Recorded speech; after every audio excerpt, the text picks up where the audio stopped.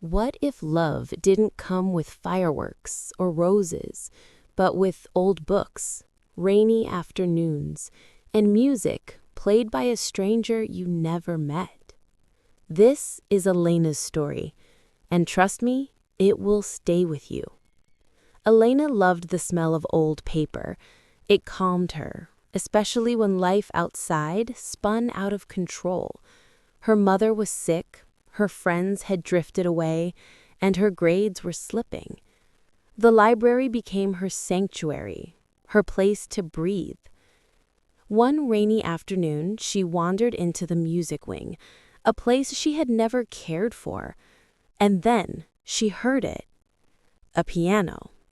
Hesitant, fragile, then suddenly, beautiful. Someone was playing. She didn't know who, but for the first time in weeks, Elena felt hope. Elena returned the next day, and the next, always when the rain began, always when the piano sang. She never saw the player. Instead, she began leaving little things. A note that was beautiful. A thermos of tea for rainy fingers. A pressed daisy tucked between the keys. And each time, something small appeared in return. A reply. Thanks, still learning. A smiley-faced doodle. A music sheet with the words, try humming this. It was a conversation without voices. Two strangers speaking in notes and paper.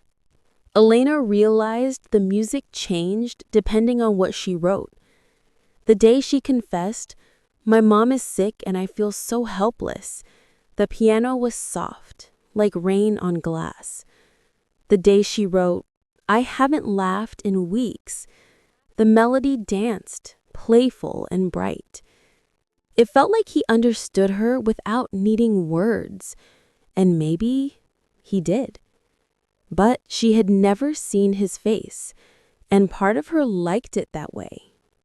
Until one night, when the storm raged harder than ever, the music never came. Elena walked into the music room, and there he was. A boy, her age, dark, messy hair, shoulders trembling as he cried quietly into the keys. She almost left, almost ran away to keep the magic intact, but something stopped her. Quietly, she pulled out a daisy from her pocket and placed it on the piano. The boy looked up, his eyes red, and whispered one word, "You." For the first time, they weren't strangers anymore. His name was Adrian. He came here because his father, once a pianist, had suffered a stroke. Adrian felt he was failing his father, failing to carry the music on. Elena told him about her mom, about feeling like a ghost in her own life. They sat for hours unraveling their stories. Neither had answers, but both felt lighter. They weren't fixing each other's pain, they were carrying it together. Love didn't bloom with roses or fireworks.